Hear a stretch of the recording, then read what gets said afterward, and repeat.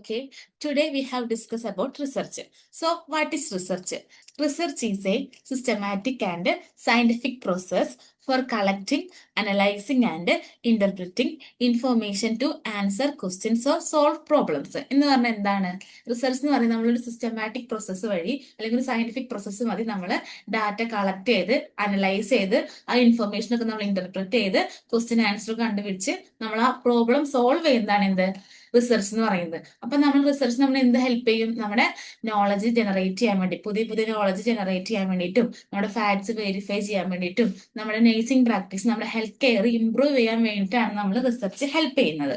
അതുപോലെ തന്നെ നമ്മുടെ റിസർച്ചിന് രണ്ട് ടൈപ്പ് ഉണ്ട്, ക്വാളിറ്റേറ്റീവ് മെത്തേഡ് ഉണ്ട്, ക്വാണ്ടിറ്റേറ്റീവ് മെത്തേഡ് ഉണ്ട്. അപ്പൊ എന്താണ് ഈ ക്വാളിറ്റേറ്റീവ് റിസർച്ച് മെത്തേഡ് എന്ന് പറയുന്നത്? അപ്പൊ qualitative research method is explore humans experience, behaviour and meaning through interviews, observation and natural settings with small population. അപ്പൊ നമ്മളൊരു സ്മോൾ പോപ്പുലേഷൻ ആൾക്കാരിൽ നമ്മൾ ക്വാളിറ്റേറ്റീവ് മെത്തേഡ് വെച്ച് അവർ അനലൈസ് ചെയ്യണം. അപ്പൊ നമ്മൾ എങ്ങനെയാണ് അനലൈസ് ചെയ്യുന്നത്? നമ്മൾ ഇന്റർവ്യൂ ചെയ്ത്, ഒബ്സർവേഷൻ ചെയ്ത്, നാച്ചുറൽ സെറ്റിംഗ്സ് വഴി നമ്മൾ അവരുടെ എക്സ്പീരിയൻസ്, ബിഹേവിയർ, അവരുടെ ഫീലിംഗ്സ് നമ്മൾ മനസ്സിലാക്കുന്നതാണ് എന്ത് ക്വാളിറ്റേറ്റീവ് മെത്തേഡ് എന്ന് പറയുന്നത്. നെക്സ്റ്റ് എന്താണ് ക്വാണ്ടിറ്റേറ്റീവ് മെത്തേഡ്? ക്വാണ്ടിറ്റേറ്റീവ് മെത്തേഡ് എന്ന് പറഞ്ഞാൽ measure variables and relationship using statistical and analysis with large samples to produce a generalizable objective result. അപ്പൊ നമ്മൾ എന്താ ഒരു ന്യൂമറിക്കൽ മെത്തേഡ് വഴി നമ്മൾ വാരിയബിൾസ് കാൽക്കുലേറ്റ് ചെയ്യാണ്. ഇപ്പൊ നമ്മൾ അവരുടെ നമ്പേഴ്സ് ആയിട്ട് ഇപ്പൊ നമ്മളൊരു ബി പി പെർസെന്റേജ് അല്ലെങ്കിൽ നമ്മൾ എച്ച് പിയുടെ വാല്യൂ അല്ലെങ്കിൽ നമ്മൾ മെഡിസിൻ കൊടുത്തു കഴിഞ്ഞ് അതെങ്ങനെയാണ് അവർക്ക് എത്ര റേറ്റ്, അങ്ങനെയൊക്കെ പെയിൻ സ്കെയിലിന്റെ സ്കോർ, ഇതുവഴിയാണ് നമ്മൾ എന്ത് ഈ ക്വാളിറ്റേറ്റീവ് മെത്തേഡ് നമ്മൾ അനലൈസ് ചെയ്യുന്നത്. അപ്പൊ നമുക്കിവിടെ കുറച്ച് എക്സാമ്പിൾ തന്നിട്ടുണ്ട്. അപ്പൊ ക്വാളിറ്റേറ്റീവ് റിസർച്ചിന്റെ എക്സാമ്പിൾസ് എന്താണ്? ഇപ്പൊ നമ്മളൊരു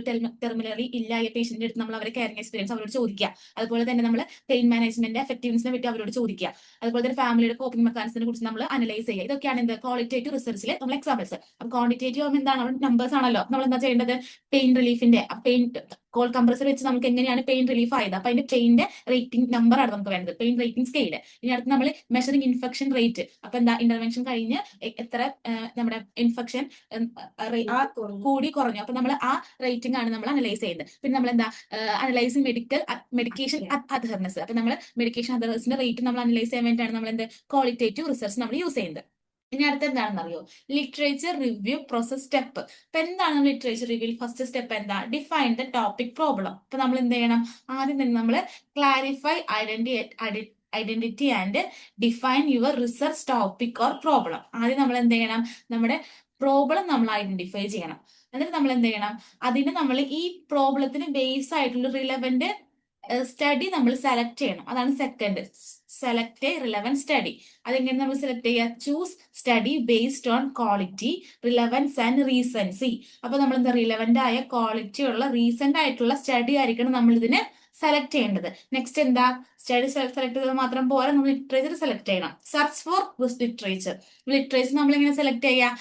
യൂസ് ഡാറ്റാബേസ് ലൈക്ക് പബ്മെഡ്, പിന്നെ ഗൂഗിൾ സ്കോളർ, സിൻഹാൾ, ഇതൊക്കെ നമ്മൾ യൂസ് ചെയ്ത് നമ്മൾ കണ്ടുപിടിച്ച റിലവന്റ് ആയിട്ടുള്ള സ്റ്റഡീസ്, ആർട്ടിക്കിൾസ് ഒക്കെ നമ്മൾ കമ്പയർ ചെയ്ത് നമ്മൾ പുതിയൊരു ജേർണൽസോ അല്ലെങ്കിൽ ക്രെഡിബിൾ സോഴ്സ് നമ്മൾ കണ്ടുപിടിക്കുന്നതാണ് എന്ത് പുതിയ ലിറ്ററേച്ചർ എന്ന് പറയുന്നത്. അപ്പൊ നമ്മളിത് കണ്ടുപിടിച്ചാൽ മാത്രം പോലെ എന്താണ്? അനലൈസ് ചെയ്യണം ആൻഡ് സമ്മറൈസ് ചെയ്യണം. കാരണം ഇതിന്റെ ട്രെൻഡ് എന്താണ്, ഗ്യാപ്പ് എന്താണ്, കോൺട്രാ ഇൻഡിക്കേഷൻസ് എന്താണ്, ഈ ലിറ്ററേച്ചറിന്റെ കാര്യങ്ങളൊക്കെ നമ്മൾ എന്ത് ചെയ്യണം? അനലൈസ് ചെയ്യണം. എന്നിട്ട് നമ്മൾ പുതിയൊരു ഫൈൻഡിങ്സിലേക്ക് എത്തണം. ഇതാണ് എന്ത് ലിറ്ററേച്ചർ റിവ്യൂ എന്ന് പറയുന്നത്. അപ്പൊ നെക്സ്റ്റ് ആണ് ഹൈപ്പോത്തസിസ് ഡെവലപ്മെന്റ് ഫ്രെയിംവർക്ക് എന്ന് പറയുന്നത്. അപ്പൊ അതിൽ എന്താണ്? നമ്മൾ ആദ്യം തന്നെ നമ്മൾ ലിറ്ററേച്ചർ റിവ്യൂ ഫൈൻഡിങ്സ് നമ്മളിപ്പോ കണ്ടുപിടിച്ചില്ലേ, നമ്മൾ അത് വെച്ച് നമ്മൾ ക്ലിനിക്കൽ ഒബ്സർവേഷനും നമ്മുടെ തിയറിറ്റിക്കൽ ഫ്രെയിംവർക്കും കൂടി കമ്പയർ ചെയ്യുന്നതാണ് എന്ത് റിസർച്ച് ഹൈപ്പോത്തസിസ് എന്ന് പറയുന്നത്. ക്ലിനിക്കൽ ഒബ്സർവേഷനിൽ എന്താ ഉള്ളത്? നേരത്തെ നമ്മൾ ക്വാളിറ്റേറ്റീവും ക്വാണ്ടിറ്റേറ്റീവ് മെത്തേഡ് വെച്ച് നമ്മൾ ക്ലിനിക്കൽ എക്സ്പീരിയൻസ് വെച്ച് നമ്മൾ കണ്ടുപിടിച്ച സംഭവങ്ങളില്ലേ, അതാണ് ഈ ക്ലിനിക്കൽ ഒബ്സർവേഷൻ ഉള്ളത്. നെക്സ്റ്റ് നമ്മുടെ തിയറിറ്റിക്കൽ ഫ്രെയിംവർക്കിൽ എന്താ ഉള്ളത്? നമ്മുടെ പണ്ട് കണ്ടുപിടിച്ച ആർട്ടിക്കിൾസും ജേർണൽസും പബ്മെഡും സ്കോളേഴ്സും സിൻഹാലൊക്കെ യൂസ് ചെയ്ത് വെച്ച് നമ്മൾ കണ്ടുപിടിച്ച പുതിയ ഫൈൻഡിങ്സ് ഇല്ലേ, ഇതൊക്കെയാണ് എന്ത് നമ്മൾ തിയറിറ്റിക്കൽ ഫ്രെയിംവർക്കിലുള്ളത്. അപ്പൊ നമ്മൾ ഇത് രണ്ടും വെച്ച് നമ്മൾ ലിറ്ററേച്ചർ റിവ്യൂവിനെ നമ്മൾ കമ്പയർ ചെയ്യുന്നതാണ് എന്ത് റിസർച്ച് ഹൈപ്പോത്തസിസ് എന്ന് പറയുന്നത്. സോ നെക്സ്റ്റ് ആണ് sampling method analysis. So what is sampling? Sampling എന്ന് പറയുമ്പോൾ നമ്മൾ ഒരു ലാർജ് പോപ്പുലേഷനിൽ നിന്ന് നമ്മൾ സ്മോൾ പോപ്പുലേഷനെ സെലക്ട് ചെയ്യുന്നതാണ് സാമ്പിളിംഗ്. അപ്പൊ സാമ്പിളിംഗിന് എന്താണ്? ഇപ്പൊ 100 പേരിൽ നിന്ന് ഒരു 20 പേരെ സെലക്ട് ചെയ്യുന്നതാണ് സാമ്പിളിംഗ്. ടൈപ്പ് ഉണ്ട്. ഒന്നാമത്തെയാണ് probability sampling strength. Probability sampling എന്ന് പറഞ്ഞാൽ എന്താണ്? ഇപ്പൊ നമുക്ക് 100 പേരിൽ നമുക്ക് ഏത് ആരെ വേണമെങ്കിലും സെലക്ട് ചെയ്യാം. 100 പേരിൽ നമുക്ക് ഏത് 20 പേരിലും സെലക്ട് ചെയ്യാം. അപ്പൊ നമുക്ക് ആരെ വേണമെങ്കിലും സെലക്ട് ആവാം. എല്ലാവർക്കും ചാൻസ് ഉണ്ട്. അതാണ് എന്ത് പ്രോബിലിറ്റി സാമ്പിളിംഗ് സ്ട്രെങ്ത് എന്ന് പറയുന്നത്. പക്ഷെ നോൺ പ്രോബിലിറ്റി സാമ്പിളിംഗ് സ്ട്രെങ്ത് എന്താണ്? അതിന് കുറച്ച് ലിമിറ്റേഷൻസ് ഉണ്ട്. എന്ന് പറയുമ്പോൾ എന്താ, ഈ 100 പേരിൽ നമുക്ക് സെലക്ട് ചെയ്ത ആൾക്കാര് ആദ്യത്തെ 20 പേരെ മാത്രം, അല്ലെങ്കിൽ സെലക്ട് ചെയ്ത 20 പേരെ മാത്രമാണ് നമുക്ക് സെലക്ട് ചെയ്യാൻ പറ്റുള്ളൂ. അതാണ് എന്ത് നോൺ പ്രോബിലിറ്റി സാമ്പിളിംഗ് എന്ന് പറയുന്നത്. പ്രോബിലിറ്റി സാമ്പിളിംഗ് ചാലഞ്ചസ് എന്ന് പറയുമ്പോൾ എന്താണ്, നമുക്ക് പോപ്പുലേഷന്റെ കംപ്ലീറ്റ് ലിസ്റ്റ് വേണം. നമുക്ക് റിക്വയർ കംപ്ലീറ്റ് പോപ്പുലേഷൻ ലിസ്റ്റ്. അതുപോലെ തന്നെ മോർ ടൈം കൺസ്യൂമിംഗ് ആണ്, ഇതിന് പൊട്ടൻഷ്യലി ഹൈ കോസ്റ്റ് ആണ്. അതുകൊണ്ട് നമുക്ക് എന്താ പ്രോബിലിറ്റി സാമ്പിളിംഗ് ഒരു ചലഞ്ചിങ് ആണ്. പക്ഷെ എന്താണ് നോൺ പ്രോബിലിറ്റി സാമ്പിളിംഗ് എന്താ, നമുക്ക് കുറച്ചും കൂടി ബെനിഫിറ്റ്സ് തരുന്ന കാര്യങ്ങൾ. കാരണം എന്താ, ക്വിക്ക് ആണ്, കൺവീനിയന്റ് ആണ്, കോസ്റ്റ് എഫക്റ്റീവ് ആണ്, അതിന്റെ പ്രാക്ടിക്കൽ ആണ്. സോ പക്ഷെ അതിന്റെ പോപ്പുലേഷൻ ആക്സസ് കുറച്ച് ഡിഫിക്കൽട്ടി ഇമ്പോസിബിൾ ആയാലും നമുക്ക് എന്താണ് നോൺ പ്രോബിലിറ്റി ആണ് നമുക്ക് എപ്പോഴും കൺവീനിയന്റ്. അപ്പൊ നെക്സ്റ്റ് നമ്മൾ പറയുന്നത് സാമ്പിളിംഗ് മെത്തേഡ് ആണ്. അപ്പൊ സാമ്പിളിംഗ് മെത്തേഡ് നമുക്കിവിടെ അപ്പൊ 4 ടൈപ്പ് ഉണ്ട്. സാമ്പിളിംഗ് ടൈപ്പ് 4 ഏതാണ്? Simple, random, stratified, convenience, purposive. അപ്പൊ ഈ സിമ്പിൾ, റാൻഡം, സ്ട്രാറ്റിഫൈഡും അത് ഏത് ടൈപ്പാണ്? പ്രോബിലിറ്റി സാമ്പിളിംഗ് ടൈപ്പ് ആണ്. കൺവീനിയൻസ്, പർപ്പസീവ് എന്താണ്? നോൺ പ്രോബിലിറ്റി സാമ്പിളിംഗ് ടൈപ്പ് ആണ്. അപ്പൊ എന്താണ് സിമ്പിൾ റാൻഡം എന്ന് പറയുന്നത്? ഇപ്പൊ നമ്മൾ ഈക്വൽ ചാൻസ് ആണ് നമുക്ക് സെലക്ട് ആവാൻ വേണ്ടി. ഇപ്പൊ നമ്മൾ ലോട്ടറി വെക്കില്ലേ, നമ്മൾ ആരെ വേണമെങ്കിലും സെലക്ട് ചെയ്യാം. അപ്പൊ റാൻഡം ആയ ആരെ വേണമെങ്കിലും സെലക്ട് ചെയ്യുന്നതാണ് എന്ത് സിമ്പിൾ റാൻഡം എന്ന് പറയുന്നത്. സ്ട്രൈറ്റിഫൈഡ് എന്ന് പറയുമ്പോൾ എന്താണ്, നമ്മളിപ്പോ സബ് ഗ്രൂപ്പ് ആയിട്ട് തിരിക്കുകയാണ്, ഫീമെയിൽ ആയിട്ടും മെയിൽ ആയിട്ടും തിരിക്കുകയാണ്, നമുക്ക് ആരെ വേണമെങ്കിലും സെലക്ട് ചെയ്യാം. അതാണ് എന്ത് സ്ട്രൈറ്റിഫൈഡ് എന്ന് പറയുന്നത്. നെക്സ്റ്റ് നമ്മൾ നോൺ പ്രോബിലിറ്റിയിൽ ഏതാണ്? കൺവീനിയൻസ്. കൺവീനിയൻസ് എന്ന് പറയുന്നത് നമുക്ക് ഈസിലി അവൈലബിൾ ആയ സബ്ജക്ട് വെച്ച് നമ്മൾ സെലക്ട് ചെയ്യുന്നതാണ്. അപ്പൊ ഒ പി ഡിയിൽ 50 പേഷ്യൻസ് ഉണ്ട്. അപ്പൊ ആദ്യത്തെ 10 പേര് എന്ന് പറയുമ്പോഴാണ് എന്ത് കൺവീനിയൻസ് എന്ന് പറയുന്നത്. അപ്പൊ ഈസിലി അവൈലബിൾ സബ്ജക്റ്റ് ആയിട്ട് നമ്മൾ അവർ സെലക്ട് ചെയ്യുന്നതാണ് കൺവീനിയൻസ്. നെക്സ്റ്റ് എന്താണ്? പർപ്പസീവ്. പർപ്പസീവ് എന്ന് പറയുമ്പോൾ ഒരു സ്പെസിഫിക് ക്യാരക്ടറിസ്റ്റിക്സ് ഉണ്ട്. ഇപ്പൊ നമ്മളൊരു പോപ്പുലേഷനിൽ എന്താ ഇത്ര ഡയബറ്റിക് ആയ ആൾക്കാരുണ്ട്, അല്ലെങ്കിൽ ഒരു വാർഡിൽ ഇത്ര ഡയബറ്റിക് ആയ ആൾക്കാരുണ്ട്, അവർ നമ്മൾ ഒരു സ്പെസിഫിക് ക്യാരക്ടറിസ്റ്റിക്സിലായിട്ട് നമ്മൾ അവരെ സെലക്ട് ചെയ്യുന്നതാണ് പർപ്പസീവ് എന്ന് പറയുന്നത്. സോ നെക്സ്റ്റ് എന്താണ്? Randomized control trial. അപ്പൊ എന്താണ് റാൻഡമൈസ്ഡ് കൺട്രോൾ ട്രയൽ? ഇപ്പൊ നമ്മളൊരു മെഡിക്കൽ വാർഡാണ്. ഈ മെഡിക്കൽ വാർഡിൽ എത്ര തരം പേഷ്യൻസ് ഉണ്ട്? ഷുഗർ ഉള്ള പേഷ്യൻസ് ഉണ്ട്, BP ഉള്ള പേഷ്യൻസ് ഉണ്ട്, പെയിൻ ഉള്ള പേഷ്യൻസ് ഉണ്ട്. അപ്പൊ നമ്മൾ പെയിൻ ഉള്ള ഒരു 10 പേരെ സെലക്ട് ചെയ്യാണ്. നമ്മൾ ഈ 10 പേർക്ക് നമ്മൾ എന്താ അനാലിസിസ് കൊടുത്തു. അതായത് നമ്മൾ ഈ 10 പേര് നമ്മൾ എന്താണ് 2 ഗ്രൂപ്പായിട്ട് നമ്മൾ ഡിവൈഡ് ചെയ്യുക. അതാണ് ട്രീറ്റ്മെന്റ് ഗ്രൂപ്പും കൺട്രോൾ ഗ്രൂപ്പും. അപ്പൊ നമ്മൾ ഈ കൺട്രോൾ ഗ്രൂപ്പുള്ള ആൾക്കാർക്ക് നമ്മൾ എന്താ അനാലിസിസ് മാത്രമേ കൊടുത്തിട്ടുള്ളൂ. പക്ഷെ നമ്മൾ ട്രീറ്റ്മെന്റ് ഗ്രൂപ്പുള്ള ആൾക്കാർക്ക് നമ്മൾ കൊടുക്കും, അനാലിസിസും കൊടുക്കും, പ്ലസ് എന്ത് കൊടുക്കും, കോൾഡ് കംപ്രസറോ കംഫർട്ടബിൾ ഡിവൈസസോ നമ്മളെല്ലാം കൊടുക്കും.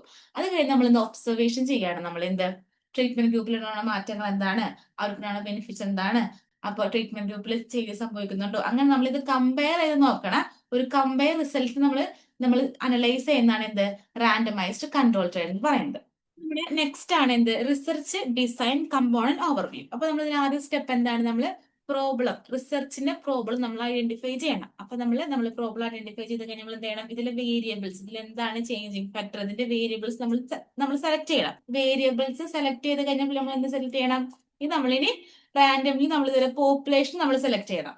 പോപ്പുലേഷൻ കഴിഞ്ഞ് നമ്മൾ എന്ത് ചെയ്യണം, ഈ പോപ്പുലേഷനുള്ള ആൾക്കാർ നമ്മൾ ഇതിന്റെ ഡാറ്റ കളക്ട് ചെയ്യണം. ഈ ഡാറ്റ കളക്ട് ചെയ്ത അവസരം എന്ത് ചെയ്യണം, ഇത് അനലൈസ് ചെയ്യണം, സമ്മറൈസ് ചെയ്യണം. ഇതാണ് നമ്മൾ ചെയ്യേണ്ട നമ്മുടെ റിസർച്ച് ഡിസൈൻ എന്ന് പറയുമ്പോൾ. ഒരു പേഷ്യന്റിന് ഒരു പ്രോബ്ലം ഉണ്ട്. അപ്പൊ എന്താണ് ആ പ്രോബ്ലം നമ്മൾ കണ്ടുപിടിച്ചത്, അത് എന്താണ്, പെയിൻ കുറയാത്തതാണ്. അപ്പൊ നമ്മുടെ പെയിൻ കുറയുന്നില്ല, പെയിൻ ആണ് നമ്മുടെ വാരിയബിൾസ്. അപ്പൊ നമ്മൾ ഇനി എന്ത് വേണം, അതിൽ ഇതിനെ നമ്മൾ അനലൈസ് ചെയ്യാൻ വേണ്ടി നമ്മൾ എന്താ പോപ്പുലേഷൻ റാൻഡം ആയിട്ട് നമ്മൾ പേഷ്യൻസിന് നമ്മൾ റാൻഡംലി സെലക്ട് ചെയ്യാണ്. അത് റാൻഡംലി സെലക്ട് ചെയ്ത ആൾക്കാരിൽ നിന്ന് നമ്മൾ എന്ത് ചെയ്യണം, ഡാറ്റ കളക്ട് ചെയ്യാണ്. എന്താണ് ഇവർക്ക് പെയിൻ കുറയാത്തത് എന്ന് പറഞ്ഞാൽ ഡാറ്റ കളക്ട് ചെയ്ത് നമ്മൾ അവരെ കമ്പയർ ചെയ്ത് നമ്മൾ അനലൈസ് ചെയ്തൊരു പുതിയ റിസൾട്ട് ആണ്. ഇതാണ് എന്ത് റിസർച്ച് ഡിസൈൻ കമ്പോണന്റ് ഓവർവ്യൂ എന്ന് പറയുന്നത്. സോ നെക്സ്റ്റ് എന്താണ്, നെക്സ്റ്റ് പൈലറ്റ് സ്റ്റഡി ആണ്. അപ്പൊ നമ്മൾ എന്താണ് പ്രോബ്ലം ഒക്കെ നമ്മൾ ഐഡന്റിഫൈ ചെയ്തു, വേരിയബിൾസ് കണ്ടുപിടിച്ചു, നമ്മൾ അതിന്റെ പോപ്പുലേഷൻ കണ്ടുപിടിച്ചു, അതിന് സമ്മറൈസ് ചെയ്ത് റിസൾട്ട് നമുക്ക് കിട്ടി. നമ്മൾ എന്താണ് ഇത് നമ്മൾ എന്ത് ചെയ്യണം, ഒരു വലുതായിട്ട് ചെയ്യണ ഒരു ലാർജ് സ്കെയിൽ റിസർച്ച് മെത്തേഡ് നമ്മൾ എന്ത് ചെയ്യണം, ഒന്ന് ട്രയൽ ചെയ്ത് നമ്മൾ സ്മോൾ സ്കെയിൽ ആക്കി നമ്മൾ ചെയ്ത് നോക്കുന്നതാണ് എന്ത് പൈലറ്റ് സ്റ്റഡി എന്ന് പറയുന്നത്. അപ്പൊ നമ്മൾ എന്താണ് നമുക്ക് പൈലറ്റ് സ്റ്റഡി നമുക്ക് എന്തൊക്കെ ഹെൽപ്ഫുൾ ആവാം, നമ്മൾ മുന്നേ നമ്മൾ സെറ്റ് ചെയ്ത് വെച്ച കാര്യങ്ങളൊക്കെ നമുക്ക് ഫീസിബിൾ ആണോ എന്ന് നമുക്ക് ടെസ്റ്റ് ചെയ്യാൻ പറ്റും. അതുപോലെ തന്നെ നമുക്ക് identify the problem before main study begin. അപ്പൊ നമ്മൾ മെയിൻ സ്റ്റഡി ബിഗിൻ ചെയ്യുന്നതിന് മുന്നേ നമുക്ക് എന്താ പ്രോബ്ലംസ് ഒക്കെ ഒന്നും കൂടി നമുക്ക് ഐഡന്റിഫൈ ചെയ്യാൻ പറ്റും. നമുക്ക് നമ്മുടെ ഡാറ്റ കളക്ഷൻ ടൂളും നമ്മുടെ മെഷർമെന്റ്സ് ഇൻസ്ട്രുമെന്റ്സ് ഒക്കെ നമുക്ക് എന്താ ഒന്നും കൂടി നമുക്ക് റിഫൈൻ ചെയ്ത് നോക്കാൻ പറ്റും. ഇതൊക്കെയാണ് നമ്മൾ ഇതിന്റെ ബെനിഫിറ്റ്സ് എന്ന് പറയുന്നത്. ഇനി എന്താ പൈലറ്റ് സ്റ്റഡീസ് ഔട്ട്കം എന്താണ്? നമുക്ക് എന്താ ഇത് ചെയ്ത് മുൻകൂട്ടി ചെയ്ത് കഴിഞ്ഞാൽ നമുക്ക് ടൈം എസ്റ്റിമേറ്റ് ചെയ്യാൻ പറ്റും, എത്ര കോസ്റ്റ് വരും നമുക്ക് ഊഹിക്കാൻ പറ്റും. പിന്നെന്താ ഒരു അപ്രോപ്രിയേറ്റ് സാമ്പിൾ സൈസ് നമുക്ക് അറിയാൻ പറ്റും. ഈ മെയിൻ സ്റ്റഡിക്ക് എന്താ ഒരു അപ്രോപ്രിയേറ്റ് സാമ്പിൾ സൈസ് വരാമെന്ന് നമുക്ക് അറിയാൻ പറ്റും. പിന്നെന്താ നമുക്ക് നമ്മുടെ റിസർച്ച് ടീം നമ്മുടെ പ്രൊസീജിയറിന്റെ ഒക്കെ ഒരു സ്റ്റാൻഡേർഡ് നമുക്ക് എന്താ അനലൈസ് ചെയ്യാൻ പറ്റും. ഇതൊക്കെയാണ് നമ്മുടെ പൈലറ്റ് സ്റ്റഡിയുടെ ഔട്ട്കംസ് എന്ന് പറയുന്നത്. അപ്പോ നെക്സ്റ്റ് എന്താണ് നമുക്ക് പഠിക്കാനുള്ളത്? Statistical measures. അപ്പൊ സ്റ്റാറ്റിസ്റ്റിക്കൽ മെഷേഴ്സിൽ നമുക്ക് എന്താ പഠിക്കാനുള്ളത്? മീൻ, മീഡിയം, മോഡ്. അപ്പൊ മീൻ എങ്ങനെ കണ്ടുപിടിക്കാം? ആവറേജ് ഓഫ് ഓൾ വാല്യൂസ് എന്ന് പറയാം. ഇപ്പൊ നമുക്ക് കുറച്ച് നമ്പേഴ്സ് ഒന്ന് വിചാരിക്കാം. 1, 2, 3. അപ്പൊ നമ്മൾ എങ്ങനെ മീൻ കണ്ടുപിടിക്കാം? 1 + 2 + 3 എന്ത് ചെയ്യണം? Divided by total count. Total count എത്രയാ? 3.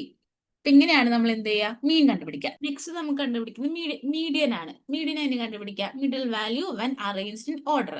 അപ്പൊ നമുക്കൊരു ഓർഡർ തന്നേക്കാണ് 2, 1, 3. അപ്പൊ കറക്റ്റ് ഓർഡറിലല്ലോ. അപ്പൊ നമ്മൾ എന്ത് ചെയ്യണം? കറക്റ്റ് ഓർഡർ ആക്കണം. 1, 2, 3 ആക്കണം. 1, 2, 3 മിഡിൽ ഏതാണ്? 2 അല്ലേ? അപ്പൊ 2 ആണ് നമ്മുടെ മീഡിയൻ. മനസ്സിലായോ? നെക്സ്റ്റ് എന്താണ്? മോഡ്. മോഡ് എന്ന് പറഞ്ഞാൽ നമ്മളിപ്പോ ഒരു ഓർഡറിൽ നമ്മൾ മോസ്റ്റ് ഫ്രീക്വന്റ്ലി ആയിട്ട് നമ്മൾ കാണപ്പെടുന്ന ഒക്കെ അറിയുന്ന ആ വാല്യൂ ആണ് എന്ത്? മോഡ് എന്ന് പറയുന്നത്. ഇപ്പോ 1, 2, 2, 3, 2, 2 എന്ന് പറഞ്ഞാൽ ഏറ്റവും കൂടുതൽ കാണുന്നത് ഏതാ? 2 അല്ലേ? അപ്പൊ 2 ആണ് നമ്മുടെ മോഡ്. നെക്സ്റ്റ് ആണ് എവിഡൻസ് ബേസ്ഡ് പ്രാക്ടീസ് എന്ന് പറയുന്നത്. അപ്പൊ എന്താണ് എവിഡൻസ് ബേസ്ഡ് പ്രാക്ടീസ്? ഇപ്പൊ നമ്മുടെ ക്ലിനിക്കൽ സെറ്റിംഗ്സിൽ എന്തെങ്കിലും പ്രോബ്ലം ഉണ്ടാവും. അപ്പൊ നമ്മൾ പ്രോബ്ലം കണ്ടുപിടിച്ചു. ഈ പ്രോബ്ലം കണ്ടുപിടിച്ച് നമ്മൾ എന്താ ഇതിന് കോമ്പൻസേറ്റ് ചെയ്യാൻ വേണ്ടി നമ്മൾ ഈ പ്രോബ്ലത്തിന് ഒരു ഓൾട്ടർനേറ്റീവ് ആയിട്ടുള്ള ഒരു പുതിയൊരു ഇന്റർവെൻഷനും കൂടി നമ്മൾ കണ്ടുപിടിക്കണം. എന്നാലും നമുക്ക് ഈ പ്രോബ്ലം കോമ്പൻസേറ്റ് ചെയ്യാൻ പറ്റുള്ളൂ. അപ്പൊ നമുക്ക് ഈ ഓൾട്ടർനേറ്റീവ് ആയിട്ടുള്ള ഈ സൊല്യൂഷൻ നമ്മൾ എവിടുന്ന് നമ്മൾ കണ്ടുപിടിക്കുന്നത് അതിന് വേണ്ടി ഹെൽപ്പ് ചെയ്യുന്നതാണ് നമ്മൾ ലിറ്ററേച്ചർ റിവ്യൂ എന്ന് പറയുന്നത്. അപ്പൊ നമ്മൾ നേരത്തെ പറഞ്ഞ പോലെ നമ്മൾ സെർച്ച് ചെയ്യുന്നു. നമ്മൾ പബ്മെഡ് അതുപോലെ തന്നെ നമ്മൾ സ്കോളറിലും നമ്മുടെ പണ്ട് കണ്ടുപിടിച്ച ആർട്ടിക്കിൾസിലും നമ്മളെല്ലാം പോയി നമ്മൾ കമ്പയർ ചെയ്ത് അനലൈസ് ചെയ്ത് നമ്മൾ ഓൾട്ടർനേറ്റീവ് ആയ ഒരു പുതിയൊരു റിസർച്ച് എവിഡന്റ് കണ്ടുപിടിച്ചു. അപ്പൊ ഈ റിസർച്ച് എവിഡന്റ് നമ്മൾ എന്താണ്? നമ്മൾ ക്ലിനിക്കലി നമ്മൾ എക്സ്പെരിമെന്റ് ചെയ്യണം, ക്ലിനിക്കലി നമ്മൾ അപ്ലൈ ചെയ്യണം. ക്ലിനിക്കൽ അപ്ലൈ ചെയ്താൽ മാത്രം പോരാ, നമുക്ക് എന്ത് വേണം? നമ്മുടെ പേഷ്യൻസിന്റെ പ്രിഫറൻസ് വേണം, അവരുടെ വാല്യൂസും വേണം. ഇതെല്ലാം കൂടി ആകുമ്പോഴാണല്ലോ നമുക്ക് നല്ലൊരു ഔട്ട്കമ്മിലേക്ക് എത്തിക്കാൻ പറ്റുള്ളൂ. നമ്മളിങ്ങനെ കണ്ടുപിടിച്ച പുതിയൊരു അപ്ഡേറ്റഡ് ആയിട്ടുള്ള പുതിയൊരു റിസർച്ച് ആണ് എന്ത്? Evidence based practice. അപ്പൊ ഇതിന് വേണ്ട കാര്യങ്ങളാണ് എന്ത്? നമുക്ക് റിസർച്ച് എവിഡൻസ് വേണം, അതുപോലെ രണ്ടെന്താണ്? ക്ലിനിക്കൽ എക്സ്പെരിമെന്റ്സ് വേണം, എന്ത് വേണം? പേഷ്യൻസിന്റെ പ്രിഫറൻസ് വേണം.